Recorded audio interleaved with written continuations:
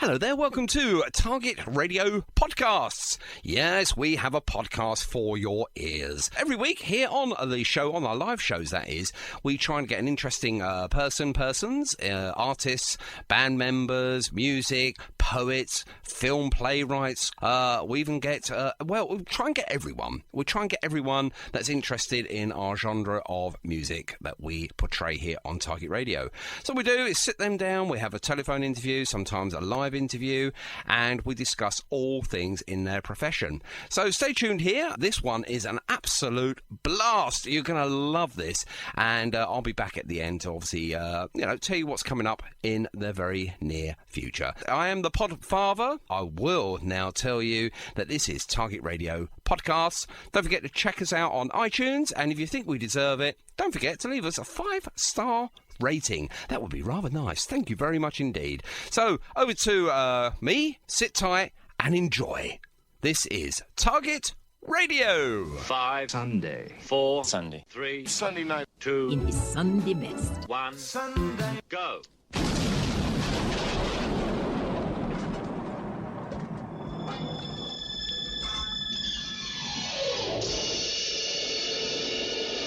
You're only supposed to blow the bloody doors off. Dear God in heaven, please let this show go okay, with no major boobs or goofs, or is it goofs?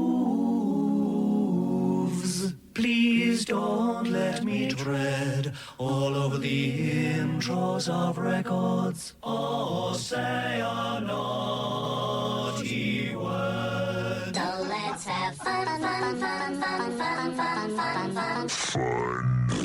Hello, hello, and welcome to the show. Hello, hello, hello, hello, hello, hello, hello, hello, hello, hello, hello, and welcome to the show. Lock it on to the best station on the net. First we take a groovy record, then we add a super sound DJ. Oh, Sean The big DJ, the big DJ. When do I get my badge?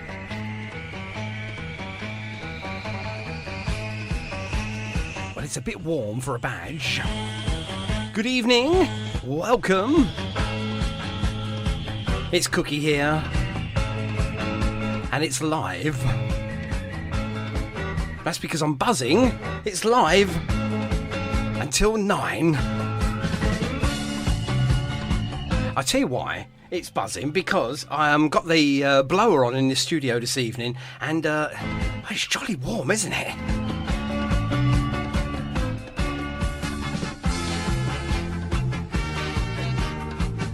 Anyway, we'll sort that out as we go along. How was your weekend? Really? Well, that's great. I'll tell you what. I'm going to finish a weekend off in style. How am I going to do that, I hear you ask? We got none other than the delightful, the gorgeous Louise Turner. Oh, what a great voice she's got. And we're going to be playing, count 'em,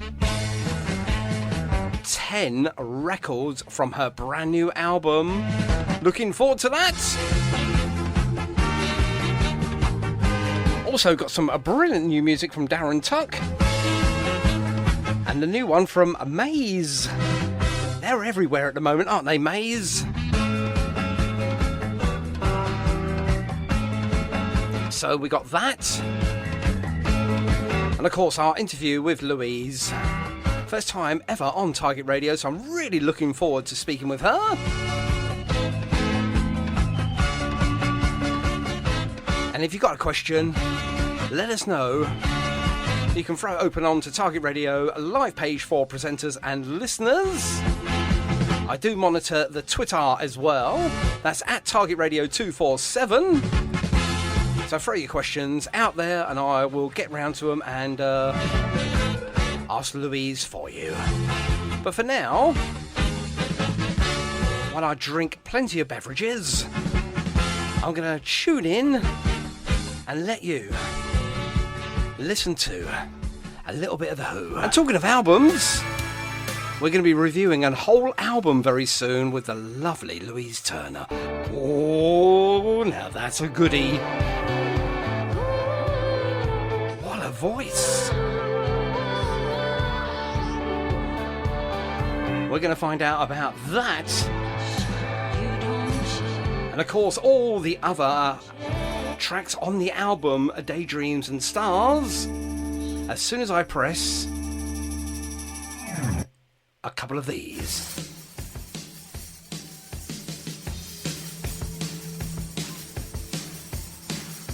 Are you ready?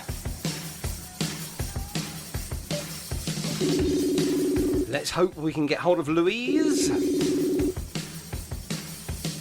Hello. I think we've got a... Is that Louise Turner by any chance? It is. Good evening, Sean. You Hello. okay? I'm good. One of these is for you. Yeah, how are you doing? I'm it's all very, right. It's a very muggy night here in Manchester. I'll It's tell you all what. very warm. I'll tell you what. It's as muggy as anything you like here in Lincolnshire as well. And I've lost about £2 already in just that. Well, anyway, people might be having their that's dinner. the same for me, Sean. I'd enjoy that. I'm just having a nice glass of cold prosecco. Well. So I hope by the end of the chat that's still making sense. But I should be fine. Just the one glass. And why not? I've already had 2 Guinnesses. That's really unusual. Oh, yeah, rock why and not? roll. Well, Why not? it's the rock and roll lifestyle, Louise. You know what I mean? And I'm not even a rock and roller, but I'm just pretending. Definitely. Oh my goodness me! So how are you? Apart from obviously being rather warm and sipping on the prosecco, how's things? Yeah, brilliant. I've been just overwhelmed this week, obviously, with the amount of support and good vibes about the album. Obviously, I released it last week, and just to see the feedback from that has been, it means the world to me. So it's been a fab week, just seeing everybody's responses. Yeah. Obviously, when you do something like this, you only hope that it's going to connect with people and you're going to get good vibes, and it's just been brilliant, the amount of support that I've received, which I've been overwhelmed with, really. Well, that's fantastic. Yeah, I mean, it is a good album. I mean, obviously, it's well deserved. I mean, you must have put a lot of hard work into this album. Yes, it's been a roller coaster, Sean. An absolute roller. Oh my goodness. Well, it's only took me 7 years since I did the EP. Obviously, This is Turner. Just through one thing and another, financially and obviously life events and different bits and bobs. But the album's been obviously in the making for the last couple of years. Yeah. And just obviously the start of 2020, I had an operation, so I was kind of in lockdown before lockdown. And then obviously COVID hit, yeah, which kind of put a stop to the making of the album. And I was hoping to obviously get it out last December, so there's a little bit of a delay. So there's been all kinds of twists and turns, and it's been one massive roller coaster, but I've done it. So you've done it, and I must say it's a splendid album. I mean, the artwork by Derek DeSouza is he's done you proud. I know Derek fairly well, and he's not bad behind the old camera there, is he? Oh, not bad. No, not bad. He's amazing, and what a top guy. He's a really good friend. Yeah. He obviously did the artwork and the photos for This Is Turner, my first EP. And then he said to me, if you ever do an album, Lou, I want to be the guy to do the pictures. And obviously I was like, I wanted him to do them. Of course. There was nobody else I had in mind. So we had a whole palaver with that. Obviously, when COVID hit, I couldn't get together with Del. He's in London, I'm in Manchester. Yeah. So it was all a bit of a journey trying to organise, us getting together to actually do it. Especially when you've got to stay local, It's very, very difficult, exactly. Isn't it? Yeah, very difficult. Stay at home, and so we made it work, and we had a lovely day out in Heaton Park near me in Manchester, and it's kind of like fate, because the day was just beautiful. It was really sunny. We got all the great locations that we wanted to get, and it all worked out really, really well. So grateful to Del, because he's just completed, obviously the music's the first thing, and then all the visuals to come with that, and he's done a fantastic job. Of course, absolutely, and it does look, you can see the professionalism behind it as well. Yeah. I mean, obviously, you've worked with a great team there, so I think it's only right and fitting then, obviously, your voice is all over it, but just name a few of the other people that were involved in the making of this album, if you don't mind. Yeah, there's been so many different people. I've worked with lots of different producers on this, which is a bit unusual. Normally you'd only work with the one person, but I've worked with Dean Glover, Mike Vindici and Yves Altana.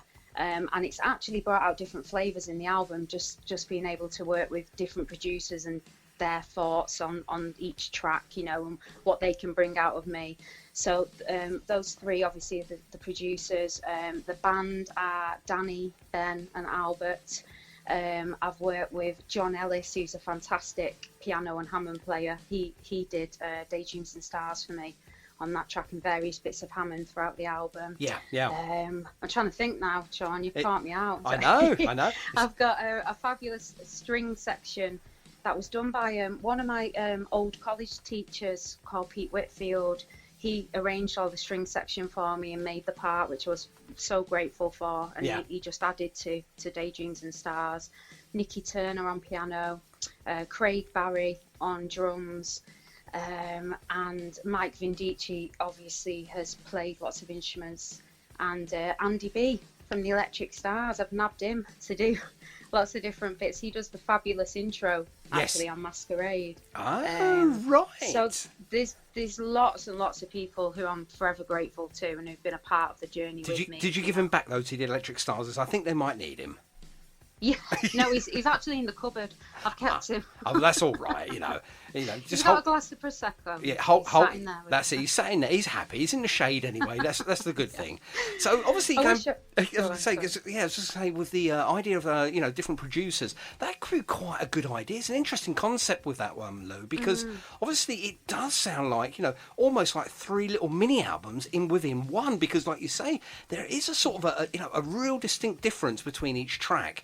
Not just saying like the usual album tracks that are different, but a whole different you, if you like, within the whole album. And I think it's quite refreshing to hear that. So, maybe as a way forward, I don't know if that was done on purpose or done through COVID or whatever the case may be. Yeah. It's a really good idea. Yeah, I'd love to say it was a genius plan on my behalf, but well, just say that. Just say that. It doesn't matter. Yeah, I'll just say that. But no, it wasn't. I worked with Yves, obviously on the first EP. Me and Yves did all that together. Yeah. And then I started off with Yves on this album, but he went on tour with Peter Hook. So obviously, Yves stopped doing his sessions, and therefore I kind of went to Vibe Studios to work with Dean, and Dean did a lot of the band records. Yeah. And then Mike Vindici is a great friend of ours anyway, and there was a couple of songs that weren't going to be on the album, which is The Clock and Mr. Know-It-All. And I went in with Mike, and because I couldn't have the band in, we just did everything together in the studio on them two songs. But as you say, each producer has brought out something a little bit different in me and my delivery and the sounds of the songs, and it could have been a disaster, but I agree, it actually feels like it works out really well. It has worked so well, yeah. And I will say this, because obviously not being a trained musician myself, but obviously being trained in the enjoyment of music, and you do hear lots of albums, and they sound very not knocking them at all these albums that are out there at the moment, EPs and stuff, they are good, and they all distinctively have that sort of same sort of setup, the same sound and everything like that. And don't get me wrong, it's good, but sometimes having something completely different in an album, I think it really throws a curveball, to use an expression there, and it really, really works on this album, I think. And if you haven't bought it yet, ladies and gentlemen, A, why not, and B, do it after this. Interview. Obviously, don't go away now. Please do. Absolutely. The lady's got to eat, and drink prosecco, and she's got a captive audience as well of one in the broom cupboard. So he drinks prosecco as well. So it's not cheap. He's in there with his guitar. He's quite happy. It's okay. But you still got to give him drink and the occasional bite to eat as well. So go and buy the album. So before we obviously deep dive into the album, and obviously we need to know how we can get hold of the album as well, please. Lou? Yes, I will do my little shameless plug now. Do it. You can go onto my website, which is www.thisisturner.com, and there's a shop section, so you just click on there and the album is available on that link. Look at you. Can we get nectar points and things like that, or is that not on there yet?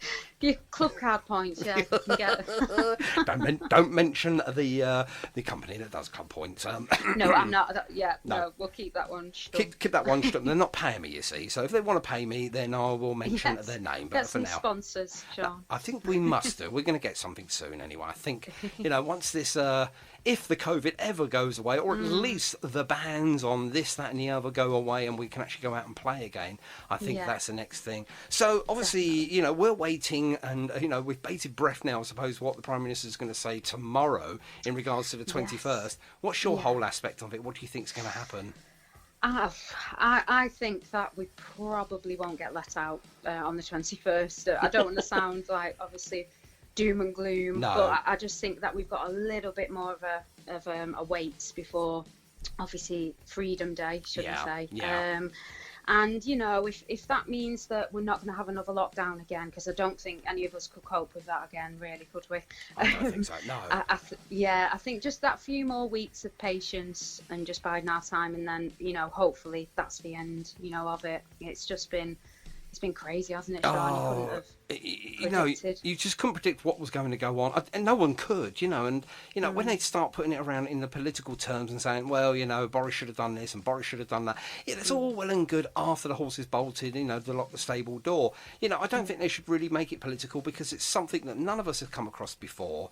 And you know, I think, you know, we're all trying to do the best we possibly can. Yeah, there are a few people out there that are completely mindless and doing stupid things, you know, without getting obviously on my platform there, but you know, you know, it's trial and error, really, you know. And unfortunately, we are dicing with death, and you know, it's part of the whole aspect of things. But anyway, you know, moving along swiftly from that, let's hope and pray. Happier thoughts. Yeah, let's have some happier thoughts now, and let's hope, you know, whatever happens, whether it's next week or within 4 weeks, I think we can wait 4 more weeks, for goodness sake. It's not going to hurt us by just being, you know, just being a little bit more cautious, and then going out to play, and that's what I wanted to get to anyway. That's where I wanted to get to right now. I know. I mean, I just can't wait to obviously gig again. It just feels unreal. Absolutely, you know, no live music. We've not obviously done any gigs in so long, and it's the same for everybody else. And just the chance to get up there again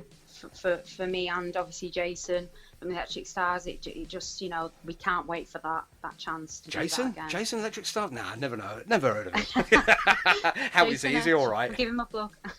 Well, he's fine. Good. He's actually sat here, Sean. Hello, Jason. He's drinking the Prosecco too. Oh, is he? He's not in the cupboard as well, is he? He's not in the cupboard. That's no, all that's right. just Fantastic. If you let him know, obviously, if you can hear me, I'm looking forward to his gig in Brentwood, I think it is, or Brentwood. Brentwood. Yeah, if that goes ahead, I'm pretty much, I've penciled it into my diary. I've seen it there. I'm hoping to come down, because when I interviewed him, and I don't want to make it about him tonight, but when I interviewed him, it's always all about him, Sean. I know. We've got to keep his ego going. I did say to him when he done the album, you know, The Only Lover Left Alive, I'd love to see that live, I said to him. So obviously, whether he's taken that as part and parcel of what we were talking about, or he already had the idea in his head anyway, which I'm sure he did. I'm looking forward to seeing how he's going to do that live. And you know, that must be really, really, you know, a good thing, you know, to do that album in a live format. So going what with a fantastic album. Yeah, absolutely. Yeah. But equally, yours is as fantastic. And to be honest with you, you've got such a lovelier voice than Jason. I won't tell him you said that. He can't hear you say that. That's all right. Everyone else can hear it. That's great. No, he's got a great voice, but you've got a lovely voice. He hasn't got a lovely voice, otherwise he'd be a girl, wouldn't he? You know what I mean? Exactly. You know, they're totally different albums, so yeah. Of course they are. Jason won't be offended. No, absolutely not. And I never would offend anyone. But let's go back to your album then. So obviously the album itself, you know, where did you get the idea from? Daydreams and Stars. What's that about, please? Where do I start? It's like 2 different parts to the album almost. Obviously one part are the daydreams, so kind of like little whimsical thoughts and reflections, summary kind of feelings on some of the tracks. Yes. And then the other half is obviously the stars, so the more glitz and the glamorous, or the more quirkier, you know, sounds and songs on there. Yeah. So I think you obviously can hear that on the album. You've got kind of half and half. You've got the poppier songs and the rockier songs, and then you have things like Mr. Know-It-All and The Clock, and Daydreams and Stars, which just kind of take you somewhere else, or a bit more experimental. Yeah. So, you know, I've had this idea in my mind of 2 different kind kinds of sides to the album. So that's where it came from, the Daydreams aspect and the Stars aspect. And it's clever, really. I mean, obviously, you know, you clever songwriting people, you're very, very much in tune with this arty, crafty stuff. And it really amazes me, and I'll be completely honest with you, Lou, I will tip my hat to anyone that, can sing and, you know, record music and write music.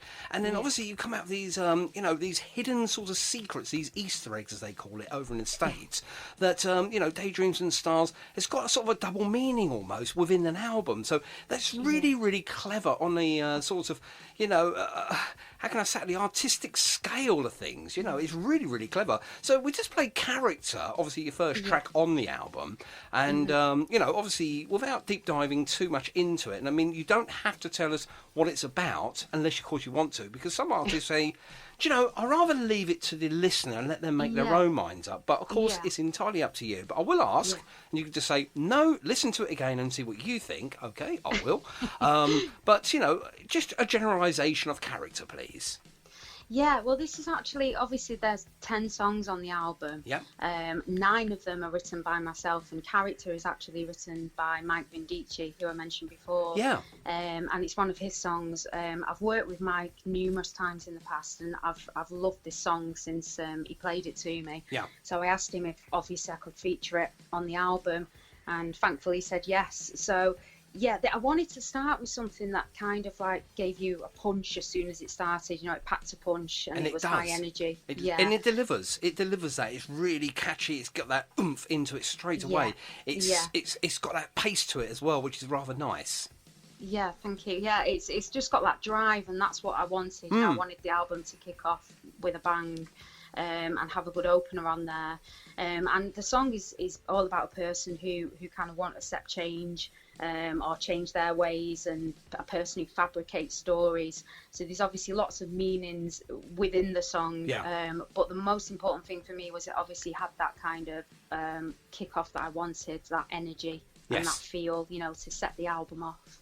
Absolutely, and it really does deliver. It's got that, like I say, it's got a good pace to it. It brings you into the album nicely, and a good pace as well. It's not sort of a slow build, it's straight in, which sometimes I like. You know, sometimes a slow build halfway through an album, just to let you cool down, catch your breath, which really does work. And we'll get through your album as we go. So, nice, lovely. That's a nice little intro into the first track then. So, like I said on the messages to you earlier, we're going to play sort of like half a minute, 45 seconds of each track on the intro side of things, so I don't really want to spoil it for those that haven't actually bought the album yet. And of course, I don't know if they still use tape recorders and tape the show, so obviously I'm not going to play the whole song, because I don't think it's fair on you as you know, a budding artist. And obviously, you know, and secondly, you know, it's not right that I should play it and for people to listen to it and think, yeah, it's all right, I ain't going to buy it now.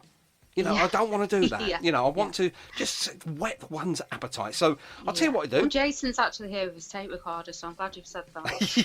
Well, do you know what I'm going to do? I'm going to say naughty words at the end of each of your tracks. I'm going to say things like poo and things like that, and that'll be all over his over his tape Go machine. No, I would never say that. Right, okay, so don't you ever stop. I think that's something about me, isn't it, as a DJ or a presenter on radio. I do stop sometimes, only to anyway. Tell us a little bit about that, please. This is the first single actually from the album. And the first one we did as a band, and can you believe it? It was about, I think it was October 2019 when this actually came out. I know, on Detour Records. Obviously, the next plan was to go straight in and do the album and get it finished. And then everything kind of went wrong with COVID, and I obviously had the operation and different bits and bobs, which put a stop to it. So this was obviously the first single from the album. And it was meant to have that kind of Jefferson Airplane feel to it, quite psychedelic. There's that little flamenco middle-eight section as well. And the song is just all about being in love and the highs and lows of a relationship. I know, but it's more about the roller coaster ride, Sean. 1 minute you're up, the next minute you're down, and then 1 minute you're happy. and then you're losing your mind. Absolutely. So. And if you're talking about roller coasters, hopefully there's no 360s on there. Let's take 5 seconds and let's have a quick snippet of this, and you can have a little snippet of your drink. Now that is something I've heard before, but if you know what I mean, I've not heard it before. It's got that sort of very catchy little riff in there, and it's got a lot going on in there as well. A lot of musically, there's a lot going on. There is, yeah. We've obviously got John on Hammond again, so obviously the Hammond in there. Albert did a fantastic guitar part, as you mentioned, which is really hooky and catchy. Yes. Obviously lots of different vocal harmonies, because I love my vocal harmonies, if you didn't know already, Sean. A bit like ABBA at times. So there's lots of different vocals in there. Yeah.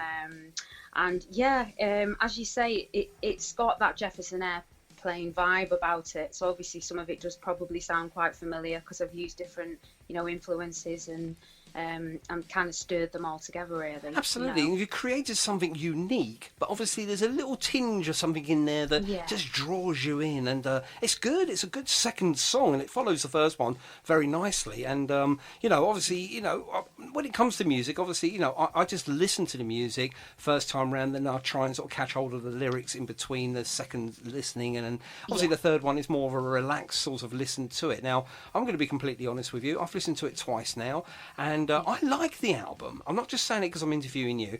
It's so many things going on there, and obviously it's really, my mind is blown, and I like that. I like an album that delivers on different levels, and I've said this a few times as well in the last few weeks or months, ever since sort of like doing these Q&As or interviews, that always get yourself a decent set of headphones, ladies and gentlemen, because I listen to, obviously, when I'm broadcasting, I'm on headphones, and when I listen to music, I think, oh my goodness me, I never knew that was in there, or there's a sneaky little sexy saxophone bit in there, and you never hear it as clear. And obviously, with music itself, there's so many different layers. It's like an onion, isn't it? Yeah, obviously, just listening to it on a phone, you're not going to get that. Of course you're not. You're not going to get that full sound or the perfect, example of it. We've got a great system in the house, a big speaker system which we play. When we do our music and we're listening back, we've got, we can hear everything.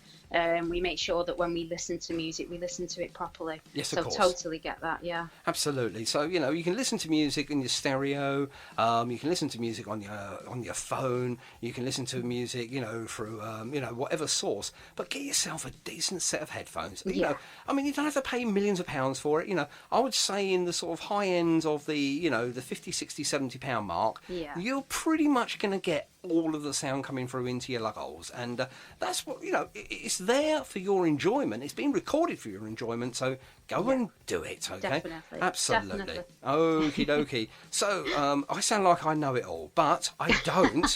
Leads us on. Leads us. Oh, seamless there. Very smooth. Seamless. Yeah, it all goes downhill after that one. Well, I could probably do a couple more in there. Maybe I might struggle at track 6, but we'll get there in a second. So, Mr. Know-It-All, hopefully it's not about me. No, it's not, Sean, don't worry. Thank goodness for that. This is actually one that wasn't meant to be on there. It's a brand new idea that I had at home during lockdown, jamming it on the guitar, and it was one, as I say, that wasn't originally meant to be on the album, but when things started to go wrong, I realised I wouldn't be able to get the band together to finish the last 2 songs. Okay. So I went in with Mike and we started work on this song, and it's actually one that I'm most proud of on there. Oh, right, excellent. I feel like I was kind of in the zone when I went in with Mike to record this, and everything kind of fell together. It's got quite a serious subject behind it. It's all about coercive control and being manipulated and being in that kind of, relationship with somebody. But I wanted that kind of dark, broody feel to the verses and that kind of uplifting 60s chorus. Yes, We listened to bits of Cilla Black and bits of Burt Bacharach, just to get that kind of classic sound on some of the instruments, and a bit of James Bond as well in there on some of the riffs. Mish Moneypenny.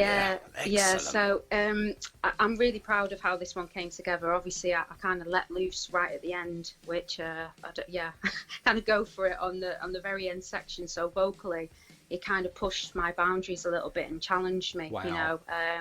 So yeah, it's one that I'm proud of on there. And you know, you've just answered one of my questions that I usually do at the end of our interview, but it's good because some people can't do it. But I always ask, you know, out of all the, in this case, the 10 tracks, which one do you really lean on the most that you think is one of your favourites? And obviously you've just given us that now. So it's track number 3, which is obviously your personal favourite there. Yeah. And it's obviously got, like you say, you know, it's got underlying hidden, well, not say hidden, but it's it's subliminal messaging in there as well, which I think is really clever. And clever on your behalf as well to do those sort of things, you know, where it's got a sort of another meaning in there, and it's got some sort of you know, message to give to you as a listener as well. And I like that. I like it a lot when artists like yourself can do that. It's really, really clever of you. So, you know, does that come naturally to you? You know, songwriting. I was saying. Yeah, when I was younger, obviously I've always kind of had the bug. My dad was a big inspiration with that, and I've always wrote little melodies. And at school, I used to write songs and words, and you know, so I've always had this book inside me, and always been able to write even poetry as well. As cheesy as some of the poems are. No, but poetry is a good way in as well, which I've heard before. You know, I think one Mr. Weller used to do that as well, didn't he? From poetry, and develop songs as well from poetry. That's Entertainment, I think, came from a poem itself. Yes, yeah, and it's something that I've always kind of done is either write little stories or poems, and then obviously song words as well. So I've always had the bug. I've always been, you know, when I was younger, I just used to sit at instruments and play by ear, you know, do little bits and bobs. So I've always had that musical kind of bug inside me. Brilliant, lovely. Definitely. Well, I'll tell you what, nothing about me, which is I'm really pleased about, because I don't think I know it No, all. don't worry. No, it's not about you. Thank goodness for that. Let's have a little listen. Well, I've got to tell you, Lou, that could be the new James Bond theme. I wish. It really, really could.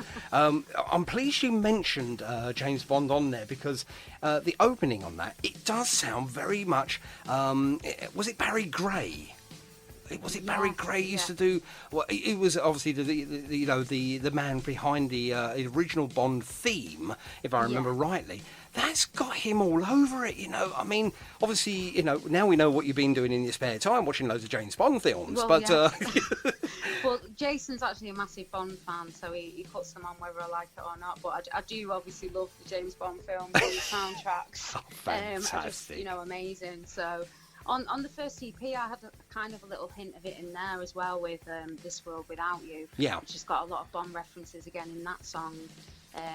But yeah, I'd absolutely, you know, I'd love to do a Bond theme. Well, that could be that. I mean, they might have to change the Mr. Know-It-All a bit, because I think it's a little slanderous for 007, you know. Unless that could be the baddie, though, Mr. Know-It-All. Hello. It could be, yeah. I don't think James would be happy if that was about... No, I wouldn't be happy about him, because obviously he's the main man, but or woman. You never know. Next one. You just don't know. He could be black, he could be white. Anyway, I won't go on anymore. It's a nice tune. It brings you back down to earth as well a little bit after the first couple, and it brings you down to earth, but not quite down. You know what I mean? It's got you're just sort of dangling a little bit there. It's nice, and like I say, it's sort of you know, you give it all your all right at the end, which obviously again, you know, I could have easily played that part and spoilt it for the listener, but I'm not going to do that, because go out and buy it, for goodness sake. You know, it really, you know, you can hear it. It starts to build and build a bit of wallop. There it is. It's there, and I think to myself, wow, where did that come from? It come from you. It just kind of happened in the heat of the moment, really. We were just obviously jamming the last couple of choruses. Yeah. And all of a sudden, I was really warmed up. We'd done it quite a few times, you know, towards the end. Yeah. And I just thought, hang on, if I just push it that bit more, you know, that bit further, and just kind of went for it. Yeah. And let loose, which, again, when you're in different environments, you know, different studios, you know, you can get different feels within each studio. And in mics, I just felt so at ease, you know, just to be able to go for it. And I'm really glad that it's got that ending on it now. Just kind of sends it out with a bang. You know? And again, just a reference, obviously, with different producers, gives you a slightly different style, and it, like you say, it brings more out into you, or it brings a different side of what you didn't think you had before. Whoosh, it's there. And like I said, there's so many sort of different sorts of styles of yourself within this album. It's amazing, and it does beggar the belief that I think is that a way forward for other artists to have a look and think, do you know, I think Lou's hit something here through hook or by crook. Hopefully, I mean, as I say, could be a good idea. It wasn't on purpose, but no. I would probably going forward, work that way again totally. I always wanted light and shade on the album with different flavours and different colours on there, and I feel obviously the band, the 2 tracks that start with the band, they were done with Dean, and then this one's done with Mike, and it just has that natural, flow. And as you say, it brings you down slightly, but not completely down. Yeah, you're not sort of like crawling along the floor. Your feet are just hovering just a few inches above it. And like I say, at the start of it though, it does start. You start thinking, wow, that is a Bond. That's a Bond opener. You start thinking of silhouetted ladies who've not much on, in the title sequence. That's where my mind went to start with when I first heard. Like I say, I like to try and listen to the music first, and then the second time around with the lyrics and stuff. Yeah. But when I first heard that, and when you mentioned the Bond theme, I thought, I'm pleased you said that, because that was where I was going when I first heard it. I didn't want to say too much unless, obviously, it was in good taste, and obviously, there you go. Yeah. So totally. Definitely a reference there. All the little guitar licks. I had a girl called Georgie Full of Love who played all the little guitar licks you could hear on the verse, and they just totally obviously scream James Bond in them little moments, with the atmospheric parts there. Well, there you go. So it's a huge compliment to say it sounds like one of the Bond themes. Absolutely. Well, if any of the Broccoli family are listening in right now, which I'm sure they are. They're not watching anything on telly at the moment. Get in touch with Louise there. I'm sure she'll be open to do the next Bond theme tune. Yes. There you go. What a land that would be. What a get. My goodness me. All I need is a glass of Prosecco from them, and I'll do it. Well, don't say that. No, you're underselling yourself. Go for at least a bottle, for goodness sake, Louise. A bottle. There you go. Champagne, we'll go up market. Oh, well, there you are now. Now you're being greedy. Right, okay. Here I am. That's Here I Am, and that's the next track along. That's track number 4 then. I'll tell you what we're going to do. Have a breather. Let's play a bit of it, and then we'll come back and find out a little bit more about this. Now, when I first heard this one, Lou, I've got to be honest with you, I thought to myself, right, I can't work out why I like this so much, or do I like it? And the answer is, I do like it, of course I do. It's got that sort of, that jolliness about it. It feels like, you want to walk just that little bit quicker if you listen to it with, on your headphones, for instance. It's got that pace to it as well, again, but it's really... not weird, I think that's the wrong terminology to use. A different style that I've not heard before. Yeah, it's an interesting one for sure. I've had a few comments of people saying that it sounds a little bit like the Smiths. Yes. Guitar at the beginning, that kind of Manchester vibe.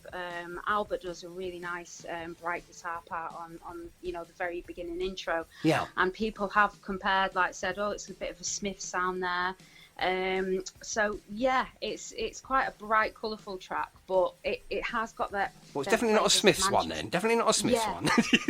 With all the greatest respect to every Smiths fan out there, a lot of their songs were, they did make you feel a little bit like doom and gloom, didn't it? But this is definitely not doom, and it's definitely not gloom. In fact, I would say it's more very much a very light, happy, skippy song. Yeah, it's got that kind of Manchester feeling there for sure, and definitely as much as it's happy and skippy in the music, it's more about obviously a bit of a statement, obviously as a girl being in the music industry and how it feels. It's obviously quite male dominated, so it was a little kind of nod and a wink to other females in the business. To say be yourself, really. Do you think it's still... Sorry, just to cut in there. Do you think it's still dominated by the males, or do you think it's more of a balance now? Oh, I'd say it's still fairly dominated by males. You know, also on other things like the sound engineering side or the you know, the studio side. I don't think as many girls are getting into it, but there's more, definitely. You know, tides are turning. You know, things are changing.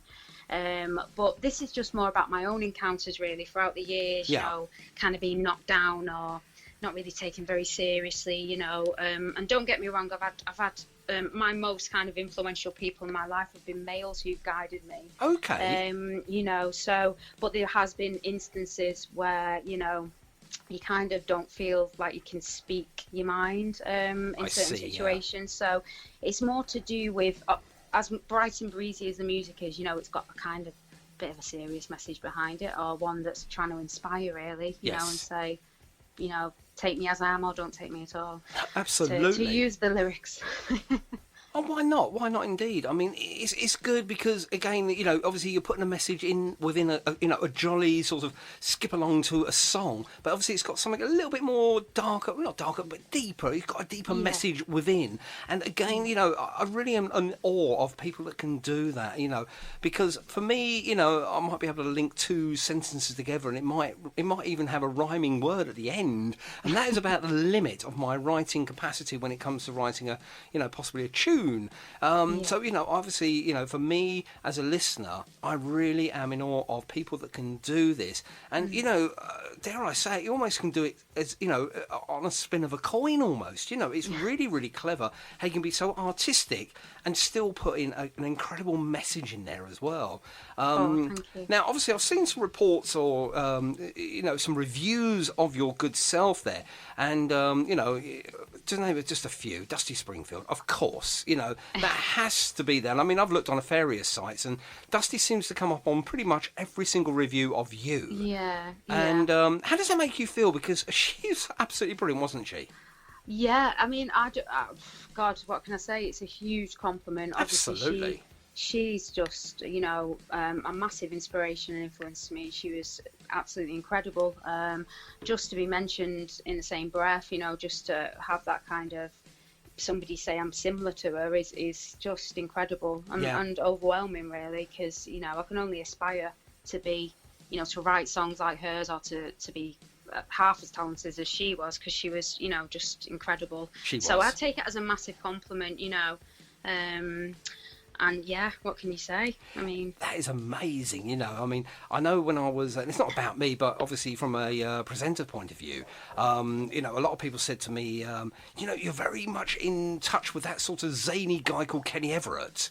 And I went, wow, you know, I loved Kenny Everett. I found him just so inspirational and different. So, you know, when you get sort of like put into the same breath, as you quite rightly said, with someone as, you know, as huge as Dusty was, and still is, let's be honest with you, music will live on forever. Unfortunately, you know, she's no longer around to write great music, but her music and her memory will stay with us forever. To be linked to the late, great Dusty Springfield must be such you know, you can't get much higher than that, can you, really? No, and I'm honoured that people even, you know, would say that, you know, just to, as I say, she's always been a big influence to me. My dad brought me up with so many classic singers, and Dusty was one of them, yes, you know. Of course, And yeah, it's just mind blowing, really, that people would compare me to somebody like her, you know. Fantastic. Yeah, it's amazing. It is amazing. It's lovely as well to hear. And you take it sort of, you know, the professional side of it. But obviously, you know, with the Louise Turner, the non-singer, the non-writer, how does that make you feel away from the, you know, the lights, the music, the microphones? It must make you feel so, so loved. Yeah, I mean, I'm quite sensitive at times, and kind of, you know, when it comes to people giving me compliments and things like that, I kind of shy away from them almost a little bit. And it's funny because Dusty was like that. She had, not comparing myself again, but she had confidence issues and a little bit of low self-esteem. Yes, she did. Yes. And when she went on stage, she could obviously forget that, and she was in the moment, and I find that, you know, when I get up there, you're like a different persona, and you can kind of, you know, put on your Turner hat, and that's I like that. We should hashtag Yeah. that, the Turner hat. There we The go. Turner hat. I've got plenty of big hats, big 60s hats. There we go. I'm just going to hashtag that now on my site. Hang on. Turner The hat. the Turner hat. I like that. Maybe that's the name of the next album, the Turner Oh, hat. there we go. Brilliant. There you go. I'll just No, hashtag that on it's Target Radio Live page 4 presenters and listeners. The Yeah. hashtag the Turner hat.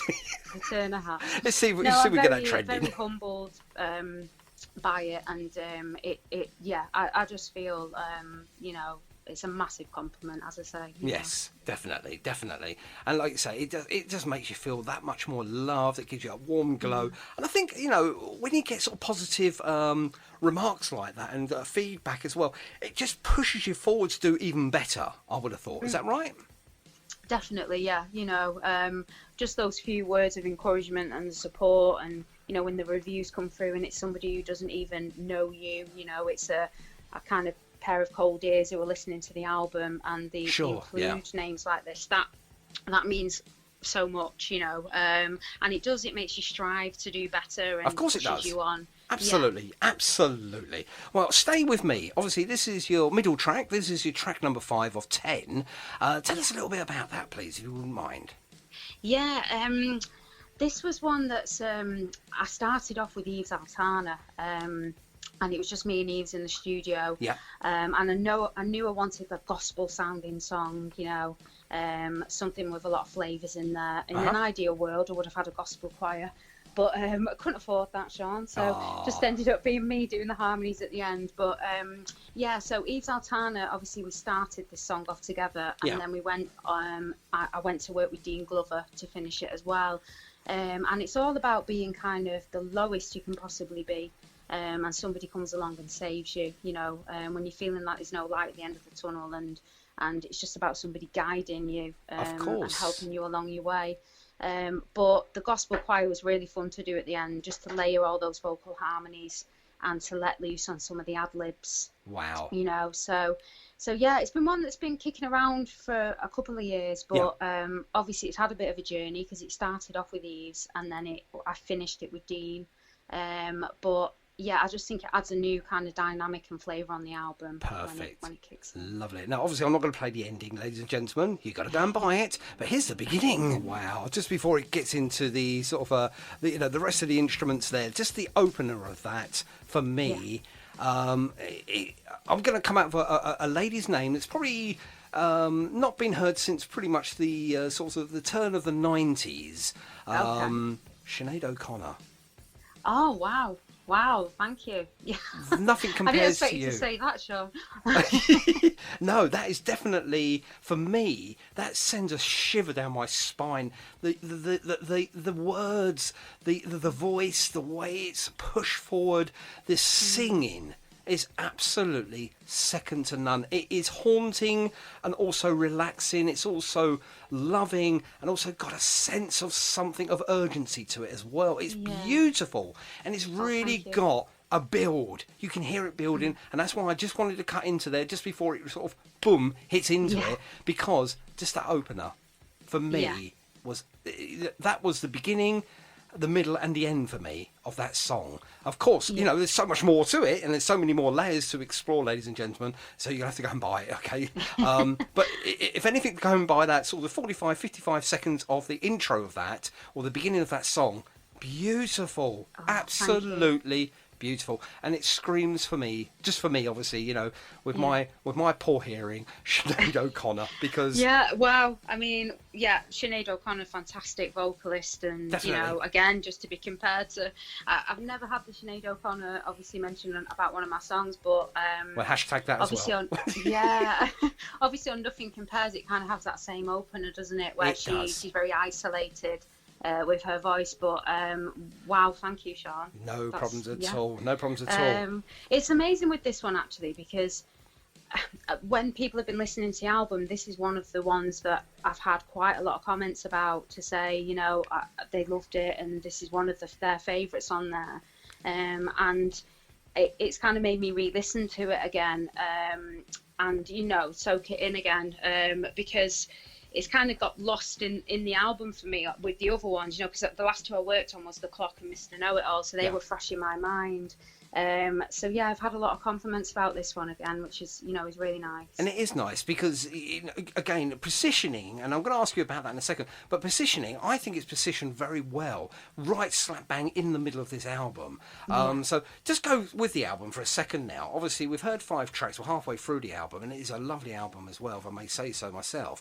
But who, is it down to yourself, or is it a joint effort when you come to numbering these individual tracks on for the album? Because obviously, most people that I know will listen from 1 through to 10 in this case. They'll listen to it through it numerically. Now, through the whole through the whole album, is there any messages in there that continue, or is it just one song and then on to another song, and is there any sort of hidden agenda there at all? Yeah, I number them all, and I try to add light and shade, obviously, throughout. If we've had a couple of rockier songs, then we change the feel and the vibe. But it is meant to take you on that journey. There is a little message there, obviously, as I mentioned. Don't tell us what the actual message is. No, I won't. I'll let people figure it out. But there is a message there. It isn't just kind of like, well, 1, 2, I've numbered them. There is a little journey and a little message throughout the album, which I will leave the listener to decide. And if I can get it, ladies and gentlemen, and obviously I'm not quite sure what the message is, but I can be honest with you now, and I'm going to say this, ladies and gentlemen, that when I spoke to Lou about this, not about this in general, but we have no prior conversation about the album apart from, this is what I'm going to do, Lou, is this okay? About 45 seconds or so, and you put a thumbs up, yeah, fab, that's groovy, we're going to do that. Absolutely happy with that. I never ever go any further than that, and Jason will obviously tell you that as well. When I reviewed his album a few short weeks ago, I will never divulge into any more than that. I won't get any hidden sorts of trade secrets, ladies and gentlemen, because I like to try and listen to it as a listener rather than as some sort of dare I say, a Mr. Know-It-All, and I don't want to portray myself as that. Sean. Absolutely. We'll hashtag that now. Absolutely. I don't want to portray myself as a Mr. Know-It-All. I like to think to myself that I'm just an ordinary guy with, a pair of ears.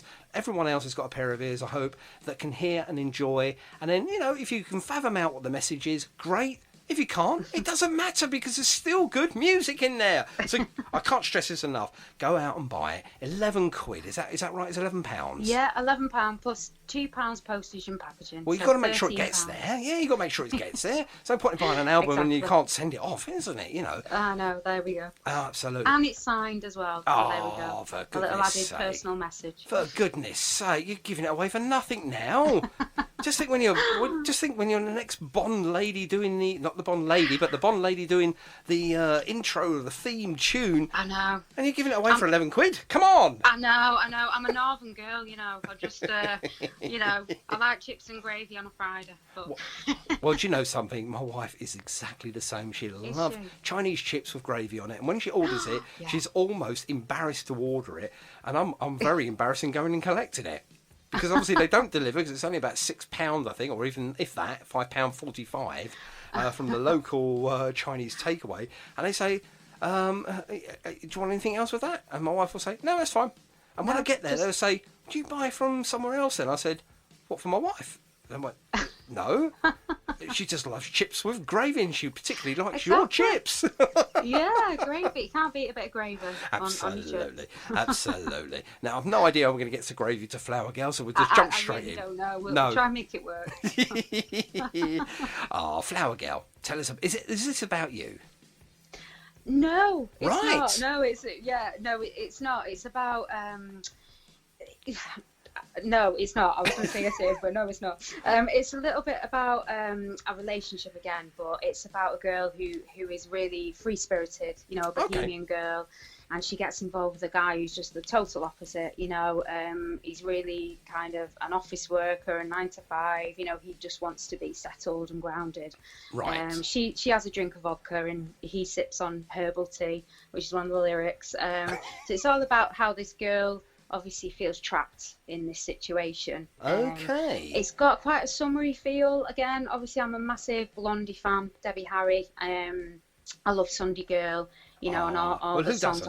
Who doesn't? Yeah, exactly. And Parallel Lines. So this is kind of like meant to be quite Blondie-esque, a little nod to Blondie. Again, I've got Andy B on some of the guitars in there. So he's done a really lovely intro part on the guitar, and lots of harmonies again. So it's quite another bright and breezy one, but obviously very summery.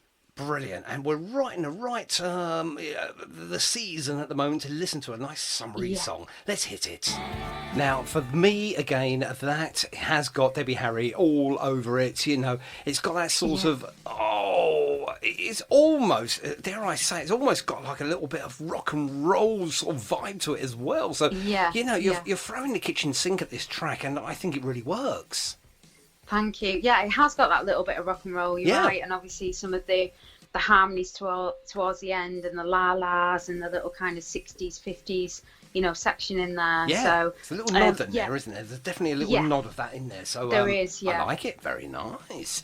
And again, artistically, how do you come up with the concept of, to throw a sort of like almost a Bill Haley-esque and Blondie, sort of, how do you squeeze them together? And it works. How do you do that? It's mad, really, because obviously I do play instruments, but I can play guitar and bits of piano, but I'm not brilliant at either. So when I'm writing, I tend to just obviously come up with the melody and the lyrics, and then I take them obviously to different musicians in my band, and then we kind of jam them all together, to create this song.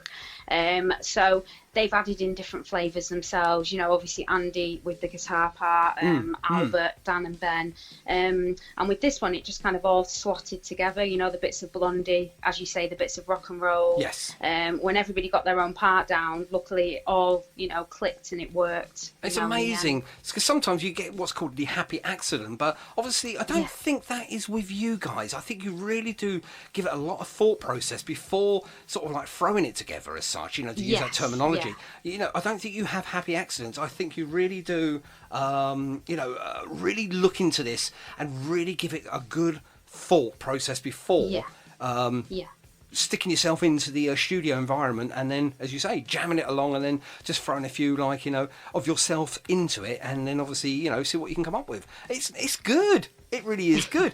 And when I first heard it, again, like I say, I'll always listen to the music before the lyric, and I thought to myself, hello here, what's going on here? I'm in the 50s, and then obviously I'm hearing some late 70s, early 80s vibes there as well. Very clever, very, very clever. It's like a melting pot, really, of different influences in there. I love the Darling Buds and Saint Etienne and Debbie Harry, all these kind of flavours, and the 50s and 60s stuff just mixed together, really, with a little bit of Turner in there as well. Well, you need a little bit of the Turner, because at the end of the day, you've got to have that. And just to quote the what did I put?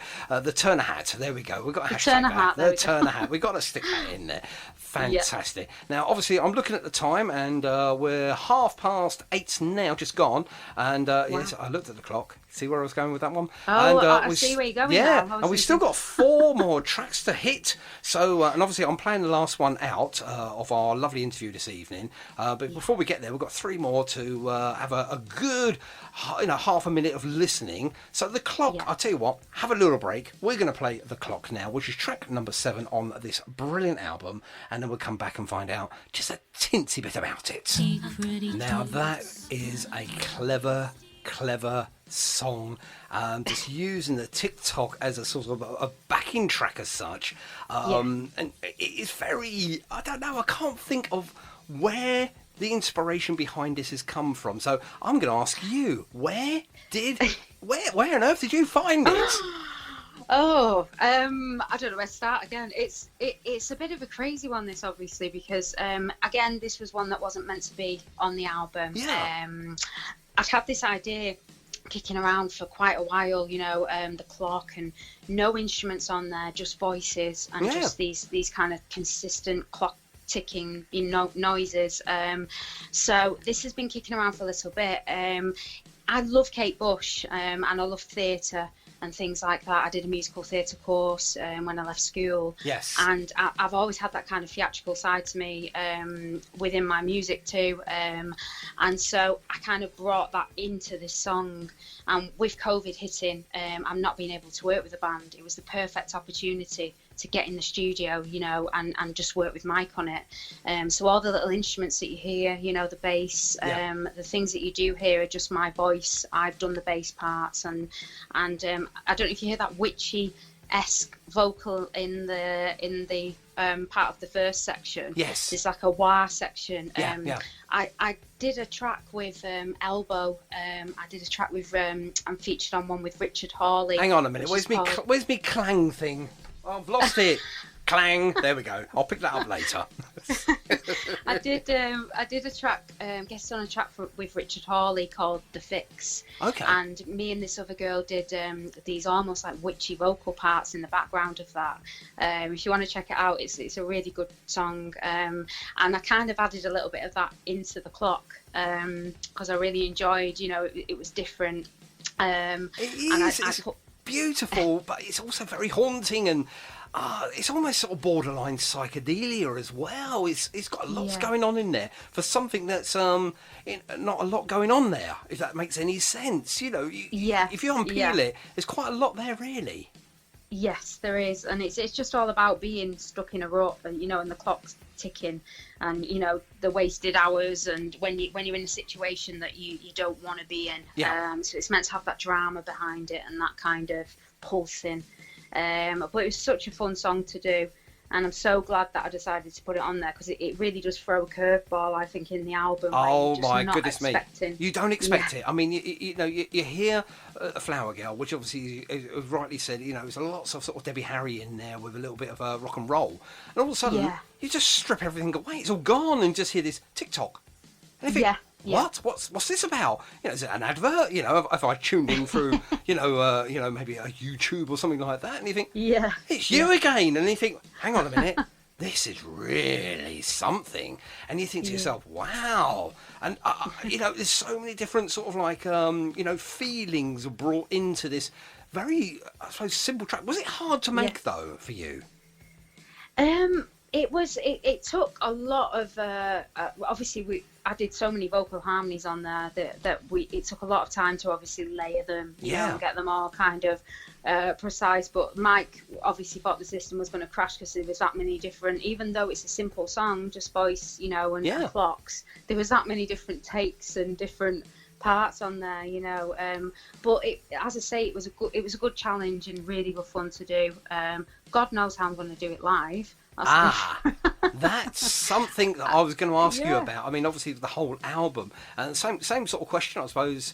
When I asked Jason about, you know, obviously his album, are you prepared to do this live, or is there going to be elements of this album that you may struggle with? And obviously the clock might be one of them. Yes, it might, but where there's a will, there's a way. So Absolutely. I'm sure if I get a bit creative, I can have a little think. Because I'd love to tour and gig the whole album. I think it'd be met with a lot of happy, shiny faces out there, definitely. And if my 2 pence is worth anything, the Who have done it. You know, maybe a backing track to play along to, you know, it live. But obviously with that, you know, maybe you just need the haunting harmonies, you know, in the background. Then you can just obviously then go over the top of it with obviously the way you do it now. Mate, that's an idea. You know, it's obviously maybe a silly idea, maybe a good idea, but it's an idea. Yeah, that totally. Yeah, that could be the way to go. So thank you, Sean. That's all right. No worries at all. No worries at all. Okay. Hopefully the check's in the post right now. Okay. Right. Miss You. Now, is this a sad song? Yes. In a nutshell, yes. I know. I had to chuck a sad song on here. Oh, I was crying. Yeah. It's about my own personal, obviously, loss. I lost my dad a few years ago to cancer. And he was a musician. Yes. And he loved music, and he was a really good singer. He brought us up with Billy Fury and Buddy Holly, and you know, he passed on his musical love to us. And well, that will live with you forever, obviously. You know, that will always live with you forever. So. He was a fantastic father, and he was a lovely gentleman. And this song is all about that kind of despair and grief that you feel. And you know, just it's meant to be quite heavenly. it's got a little bit of obviously ethereal about it, and the guitar part that Albert did is just beautiful. Wow. And it's a little tribute to my dad, which I really wanted to put on the album. So. And it's your album, and you do what you want to do, Lou. And I'll tell you what, go and have another sip of that prosecco. Just see if the the young lad in the broom cupboard wants another top up or whatever. And I'll come back to you in about a minute. Do you know, I wanted to get rid of the song about a minute in, and you just find yourself, you can't do it. I just had to press the fader down because I didn't want to. Do you know, it felt criminal for me to do that because obviously the song, the meaning of the song, it almost felt like, I was doing an injustice and I wanted to play the whole song, and perhaps I should have done, who knows, but obviously if you do buy the album, you don't need to do that. You can listen to it in its entirety because it is a meaningful song for you on a personal level. For us as a listener, it's a beautiful song. It makes you reflect on your own life. It makes you, you feel warm. You feel, a little sad. Of course you do, because that's what the song is doing to you. But most importantly, your lyrics in that, your harmonies, your vocal range as well. My goodness me. That is unbelievable. Now, I'll get some good singers on here, but I don't think they've all got this range. And I mean, I don't know an awful lot, but I do know one thing. You have got an amazing voice, Lou, and it is really, it just draws you in. That, for me, is a mark of a decent and a good, honest singer. Thanks. Honestly, it means the world. And with this song, I've had a few comments actually of people who said that they've cried listening to certain songs, obviously on the album. Which just to hear that, obviously I don't want anybody to get upset and cry, but just the fact that they've kind of connected with it and they've understood where I'm coming from. It just means the world, because music should be from the heart, and some of these songs are from the heart, especially the more personal ones about my dad, and different bits on there, and just to hear that it's connected with people is, I'm overwhelmed. It's powerful, isn't it? Music can be so powerful. It can be entertaining. It can be enlightening. It can take you down so many different paths and alleyways. But music at a whole of the the root of music can do that, and it is unbelievable. It's such a powerful entity that you have grasped it well, and I think you've done your dad. I can tell you now, he's proud. He's got both thumbs up in the air, and he's smiling from ear to ear, because he knows, we all know, that is an amazing song, and I think it's situated nicely. It's sort of you're 2/3 into the album. Your album now is sort of coming to near to the end. We've got 2 more tracks obviously to enjoy before obviously it all finishes, and then you just press play again and play track 1 again. Why not? That's exactly what I done. I wanted this one to kind of come in after the chaos of the clocks as well, because obviously at the end of the clocks you have all them alarms and the noises ringing from the clocks, which thank is you for quite that, like, whoa. Yeah, thank you for that, by the way. Yeah, and then suddenly I thought it was time to get up. No, it's alarming if you've got to get up for work and you hear all that, and Jeez, tell me about it. I thought I was late. But then, like you rightly say, I mean, obviously that is sort of oh my goodness me, you're on edge almost, and then all of a sudden, boom, you're into this lovely, beautiful, meaningful song, and it just sort of brings you down gently to earth, and you just feel. Anyone has had a loss, through a friend, a family member, will identify this song with yourself, and that is how powerful, ladies and gentlemen, music can be. And I think you've tapped into it just right. It's just there, without being too forceful, too over the top. It's not, none of those things. It's just a beautiful song. Yeah, I wanted it to be fairly simple, in the fact that obviously it's just a voice, a guitar, and some kind of some different noises that come in throughout, which give that kind of heavenly, feeling. And I wanted to create the space on the track, so it just kind of spoke for itself with the words, really. Absolutely. But as you say, if it connects with people, I know everybody's suffered some form of loss. Of course. So just to know just to know that people, understand the track and feel connected with it, and that's really a huge compliment. So. Oh no, obviously, we compliment you as a very, very good artist that is just doing something that you enjoy, and you're getting so much positive feedback. It must be absolutely amazing, Lou, because if I had a tenth of your what's the word I'm looking for here, 10% of you, just you as a person, you as an artist, if I had 10% of that, I would be jolly, jolly pleased with myself. It's really nice to have that attributes about all of your music. It's got to give you a high, and it pushes you forward as well, which, again, ladies and gentlemen, I'm just going to say something on the turn of the hat here. On the hat, here we go. There we go, back to that again, the turn of the hat. The Turner hat, okay.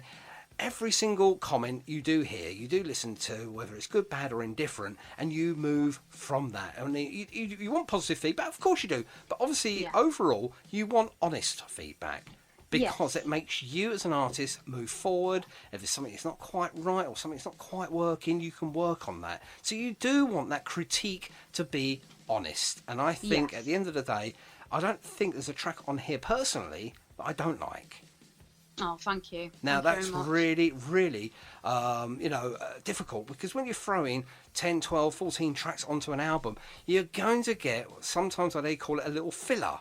But you haven't got a filler on here at all. I think each track is purposely in its place, and each track has its place in this album, which works. Yeah, thank you very much. No. Yeah, I had a comment of somebody inboxed me today and said that they'd love the new album.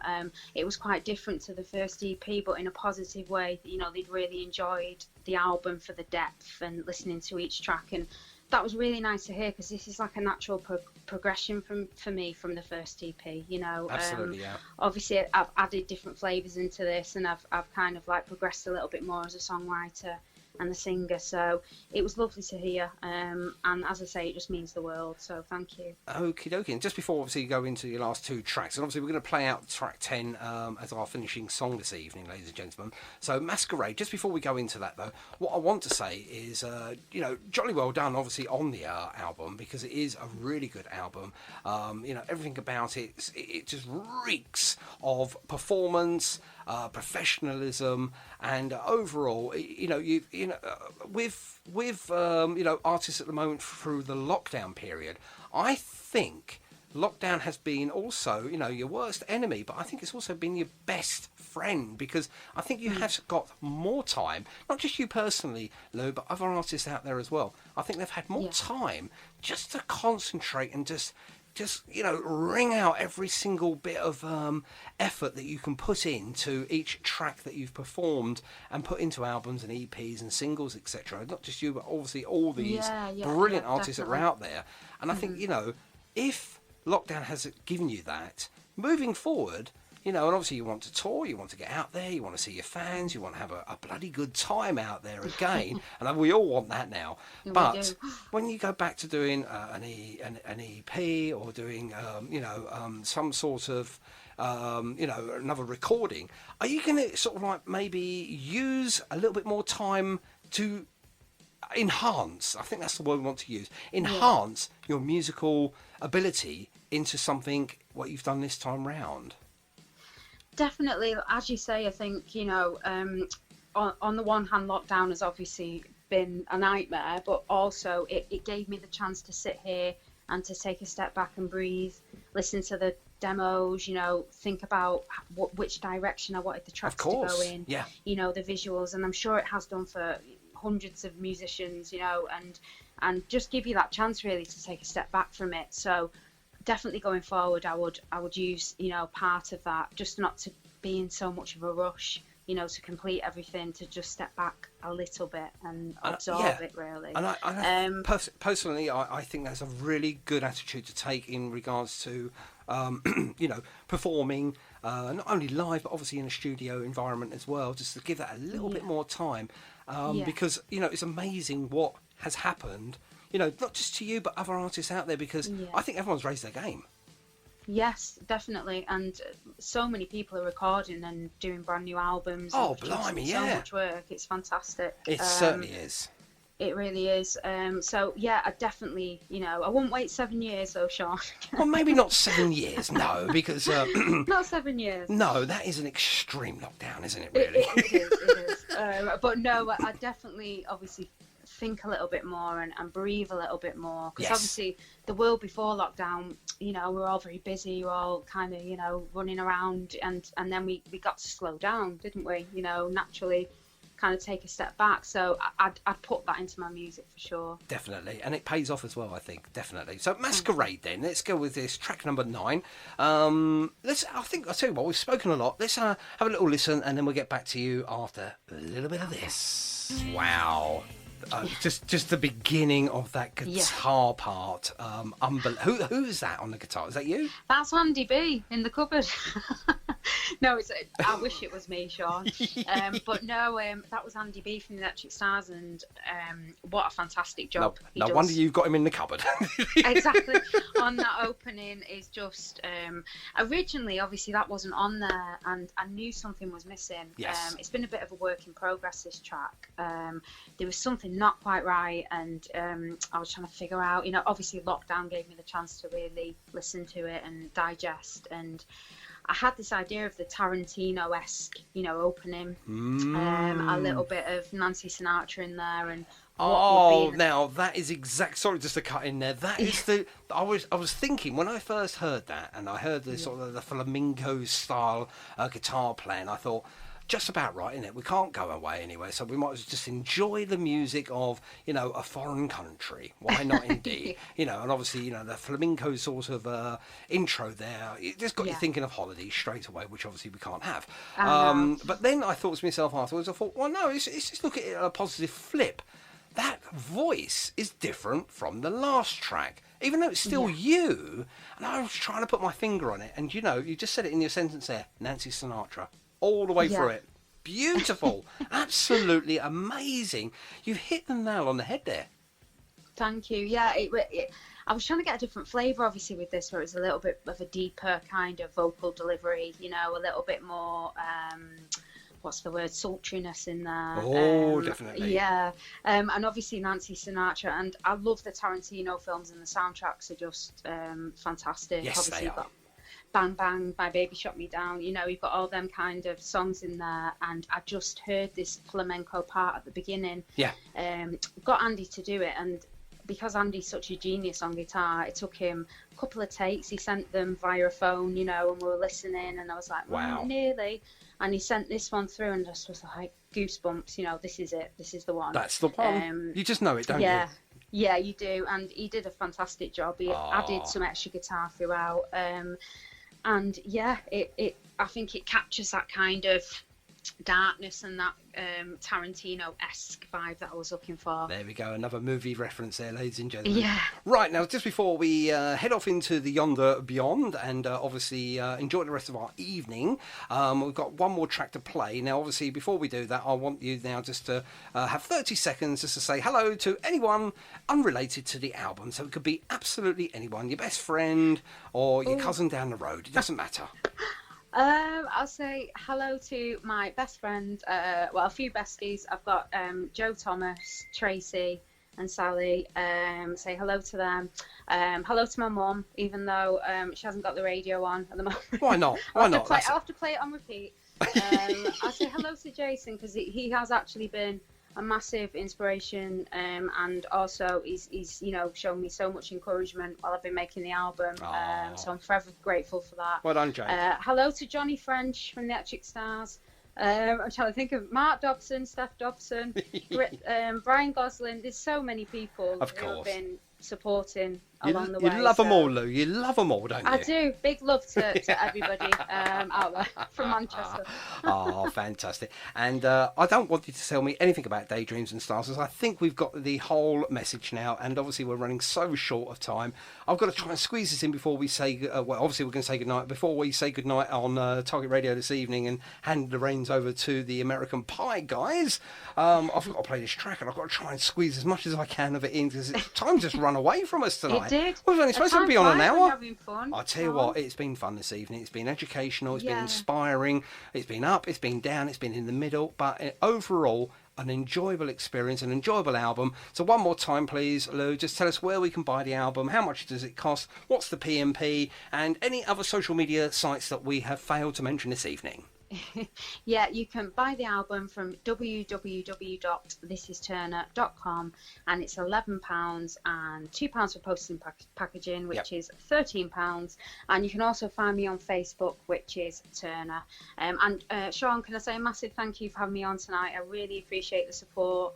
And it's been such good fun chatting with you, so thank you very much. No, indeed. You've been the most wonderful guest I've had on this evening, and thank you. And do you remember live audiences? Well, we've got one for you right now. There they are. They're all for you, Lou. You deserve it. You. Yeah. I've forgotten what that feels like. I don't normally get that many. They're all social distance still. I think they're a metre apart now. I think they can take their face masks off just to cheer, but they've got to put them back on again. There we go. They're off now. They're going off to somewhere else now. But Lou, I'm going to play this last track. Thank you very much indeed for jumping on this evening.